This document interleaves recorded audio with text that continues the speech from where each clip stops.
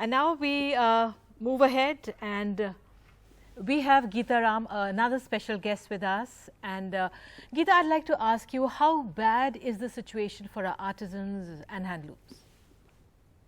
Well, you see, artisans have always depended on bazaars or haats to sell their wear.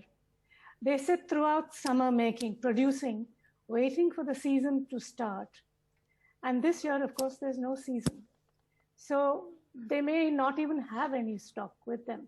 Having the pandemic having started in April, a lot of them just sat idle. Some of them got very creative, and some of the painters did some incredible paintings, people wearing masks in their own particular folk style, Patachitra or Madhubani or whatever. But it's been very bad. When we offered to help them bring their business back with a little bit of business development funds we have, they didn't want it. They can't think beyond the lockdown. Yep.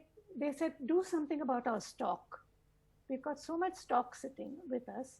Do something about that. We can't even think of starting business again. Right.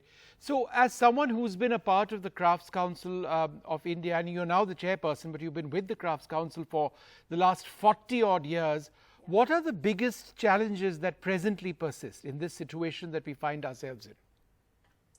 I think we have to do something about marketing. Right. Bazaars are not going to happen. But over the last 3 months, a lot of volunteers have got together and have been reaching out to artisans, helping them, teaching them how to do photographs of their own products, helping them to do e-catalogs, and helping them connect to e-commerce websites. And a lot of it has been working.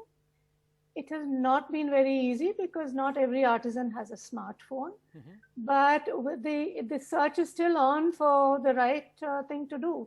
I think it's going to take a while, but we're all surging ahead. But this Habba initiative has, brought in a silver lining to this heavy clouds. Because as we were preparing the hampers, we are partners of Habba.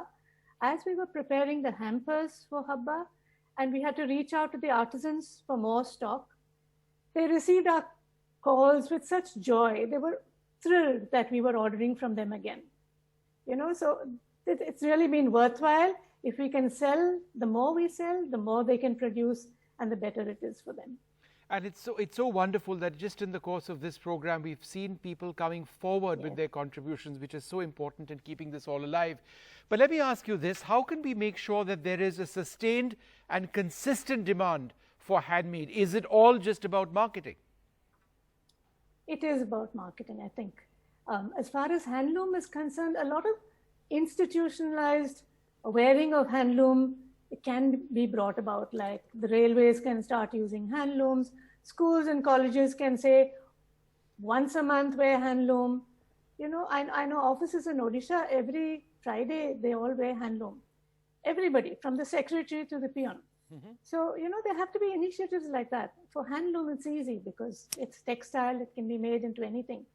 With crafts, it's a little more difficult. Though crafts were part of our daily lives earlier, we're trying to get crafts back into contemporary lifestyles. Sure. And a lot of us have been working with artisans to produce products which fit into contemporary lifestyle. Right.